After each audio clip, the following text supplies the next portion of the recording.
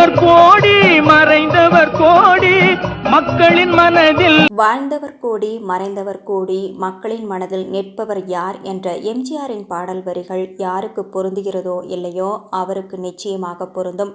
ஒருமுறை திருச்சிக்கு எம்ஜிஆருடன் காரில் பயணித்துக் கொண்டிருக்கிறேன். வழியில் ஒரு ரயில்வே கேட். கார் நிற்கிறது. எம்ஜிஆர் வந்த செய்தியறிந்து பக்கத்து வயல்களில் வேலை செய்து கொண்டிருந்த மக்கள் பறந்து வருகிறார்கள். அத்தனை பேரும் காரை சூழ்ந்து கொண்டு பாசத்தை கொட்ட திக்குமுக்காடி போகிறார் எம்ஜிஆர். எல்லாரும் நல்லா இருக்கீங்களா என்று அன்போடு விசாரிக்கிறார் எம்ஜிஆர். பதிலுக்கு அந்த மக்களோ, மகராசா நீங்க நல்லா இருந்தாலே போதும், நாங்க நல்லா இருப்போம் என்று அந்த உழைக்கும் மக்கள் கையெடுத்து கும்பிட்டு சொல்ல அவர்கள் அத்தனை பேரின் கைகளை பற்றி கொண்டு நெகிழ்ந்து போகிறார் எம்ஜிஆர். கார் நகர்கிறது. சில நிமிடங்கள் மௌனமாக வந்த எம்ஜிஆர் உருகி போய் சொன்னார், நான் நல்லா இருந்தாலே தாங்களும் நல்லா இருப்போம்னு சொல்ற இந்த மக்களுக்கு நான் என்ன கைமாறு செய்ய போறேன்?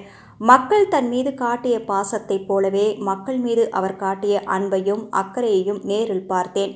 அவரது ஆட்சியின் போது ஒருமுறை ராமேஸ்வரத்தில் கடுமையான புயல் மழை, குடியிருப்பு பகுதிகளில் பலத்த சேதம். தகவல் கிடைத்ததும் உடனே பாதிக்கப்பட்ட பகுதிகளுக்கு நேரில் சென்றார் எம்ஜிஆர். அவருடன் நானும். சேரும் சகதியுமாக நீரோடிய வீதிகளில் கண்ணீரும் கம்பளையுமாக நின்றிருந்தனர் மக்கள்.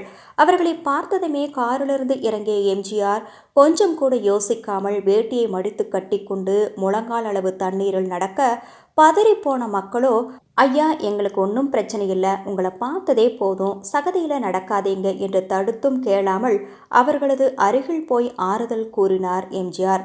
அதே ஜோரில் மின்னல் வேகத்தில் நிவாரணப் பணிகளுக்கும் உத்தரவிட்டார் எம்ஜிஆர். மக்களின் குறைகளை கோட்டையில் உட்கார்ந்து கேட்டவர் அல்ல, தெருவுக்கே வந்து தீர்த்து வைத்தவர் எம்ஜிஆர். முதல்வராக ஆட்சி பொறுப்பேற்ற நாள் முதல் அவர் அமரராகும் வரை அந்த 11 ஆண்டுகளில் 1 சென்ட் நிலமோ அல்லது வீடோ இந்த தமிழ்நாட்டிலோ வேறெந்த மாநிலத்திலோ அவர் வாங்கியது கிடையாது. அதே சமயம் திரையுலகில் இருந்தபோது தான் சம்பாதித்த சொத்துக்களை மாற்றுத்திறனாளி குழந்தைகளின் நலனுக்கும் கட்சிக்கும் என தமிழக மக்களிடமே திருப்பி கொடுத்து லட்சக்கணக்கான மக்களின் இதயங்களில் அவர் போல இடம் பிடித்தவர் வேறு யாரும் கிடையாது.